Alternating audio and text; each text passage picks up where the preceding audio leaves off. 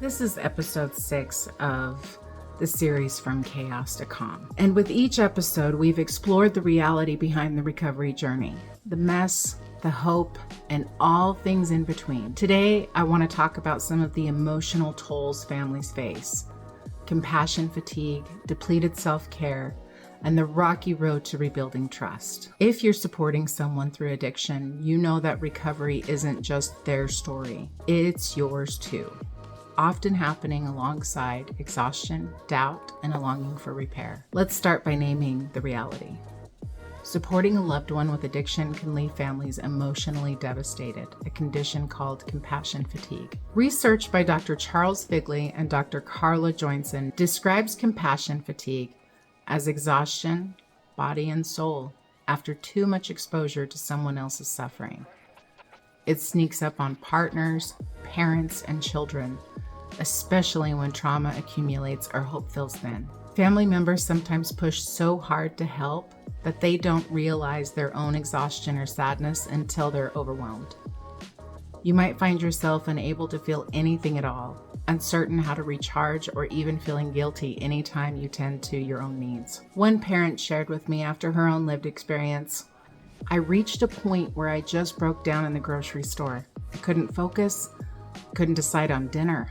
I realized I'd been living in crisis mode for years, never giving myself space to grieve, to breathe, or even to rest." Compassion fatigue is real, and it doesn't mean you don't care.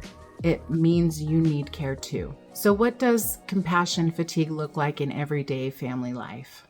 Well, you feel irritable, you're quick to anger over small things, sadness or numbness clouds your daily routines, your sleep is disrupted and your energy is low, your conversations become short, defensive, or emotionally flat, you withdraw from people, hobbies, or support.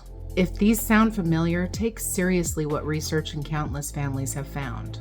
The cure starts by shifting the attention, at least in part, back to yourself. Self-care isn't indulgence, it's an evidence-based requirement for healing and support.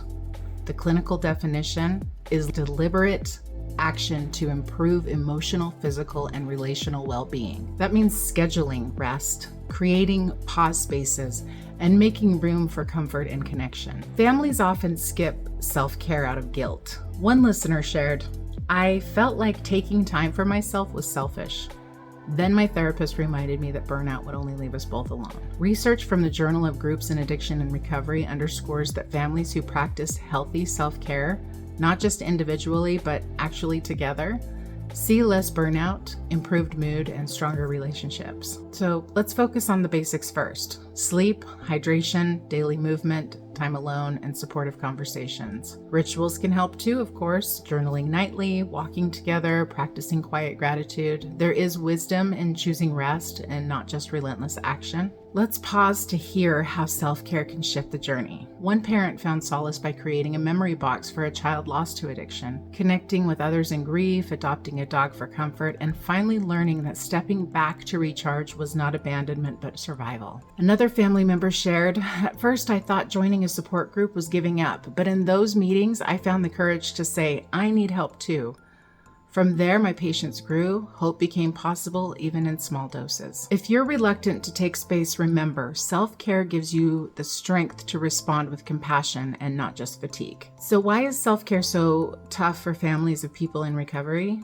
Research points to codependency and fear, worried that if they step back, things will collapse. Old habits from family life, especially in systems marked by substance misuse, can lead to self-neglect and people-pleasing. Another listener shared with me, "I used to believe that my worth was measured by how much I sacrificed. Letting go, saying I can't do it all, felt like betrayal." Let's try some small experiments. Take an hour off, ask for help, postpone a stressful conversation, or join a group. At first, guilt may flare, but as you practice, the relief lasts longer and resilience grows. Trust is the easiest thing to break and the hardest to rebuild. After addiction, families often face skepticism, disappointment, and what research calls ambiguous loss, grieving the person and relationship they had before. Rebuilding trust means commitment. It means showing up consistently, with honest words and actions over time. Scientific studies highlight several concrete steps. Open, non-judgmental communication where feelings are expressed and heard. Clearly defined boundaries reinforced with warmth and consistency. Small promises kept time and again, showing rather than just telling. Family therapies, support groups, and ongoing check-ins. Patience. Trust returns slowly, not all at once. Families have expressed that it's taken months before they could believe their loved one's recovery was real. Every time their loved one kept a promise or told them how they were struggling, their hope grew with that. Clinical wisdom says trust is built through reliability, accountability, and empathy. Relapse or setbacks don't erase all progress, but they do require open conversation, honest accounting, and revisiting boundaries. Many families encounter setbacks rebuilding trust. There are moments when skepticism, anger, or sorrow dominate. Why believe again?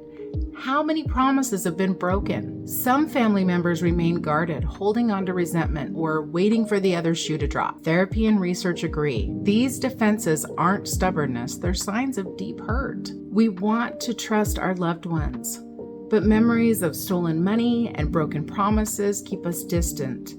Eventually, the small acts, weekly calls, honest apologies, they start to heal us. Family recovery grows stronger when both sides acknowledge the pain, reinforce the boundaries, and choose to keep talking even when it's uncomfortable. Healing in families is slow, but every milestone counts. A week of honest communication, holding a boundary for the first time, consistent attendance at group meetings, shared rituals, meals, gratitude, family walks. Research encourages celebrations, however small, as reinforcements. One listener noticed that after months of chaos, the first birthday they spent sober together felt miraculous. She said she wrote a letter of gratitude and read it aloud. They cried, and it was the beginning of something new. Acknowledge effort, progress, and hope. Let moments of stability become stepping stones for the future. Families do better when they're connected, not just to each other, but to broader support. Evidence from SAMHSA, Al-Anon, and multiple family therapy modalities show that ongoing participation in support groups, therapy, and community programs buffer stress, normalize self-care, and create models for trust and accountability. It gives you a place to find community outside of your home, a place to talk about fears and small victories. They keep you afloat when family life feels too heavy. If you're feeling alone, know that help and companionship are available. You're not meant to do this alone. As we close today, I invite you to check in. Are you running on empty? Have you given yourself permission to rest, cry, or laugh with trusted souls? Is trust something your family is slowly rebuilding, or is it still lost in the aftermath? Remember, progress isn't about perfection. A small act of self-care, an honest word, or a moment of forgiveness are all victories. Self-care is not selfish, compassion fatigue is not weakness, and rebuilding trust is a journey that happens one day at a time. Thank you for listening. Your willingness to care for yourself and for others is enough. Let rest, hope, and connection be part of recovery. We'll walk forward together, one caring act at a time.